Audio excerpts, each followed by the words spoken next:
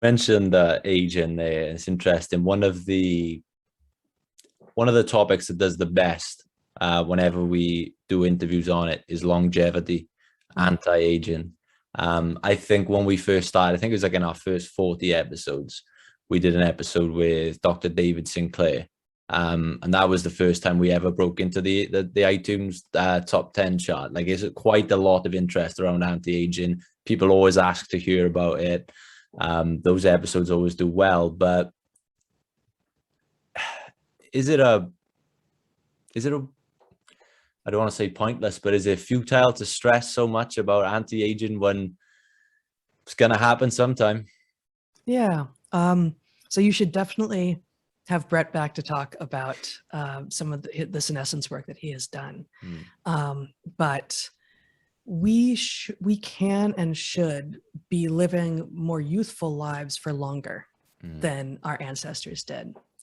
But the quest to extend maximum human lifespan is almost certain to be futile. And so, do you really want to try to engage in a futile quest and not slow the rate at which you become decrepit? 120-year-old people aren't that capable of much anymore. And if it was possible, which again, it's not going to be, to extend lifespan by 80 years beyond that, but the rate of decrepitude would continue, to what end? Like what value is there in that?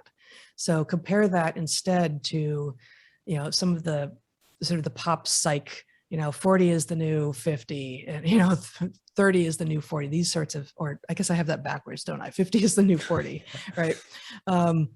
Like, okay, that makes some sense. If we live lives in which we are pushing ourselves where we need to and eating food that is providing us the nutrition we need without toxifying us in ways that perhaps some of the earlier food has, we can live more vibrant lives with more capacity for longer, but we're not going to get past 120.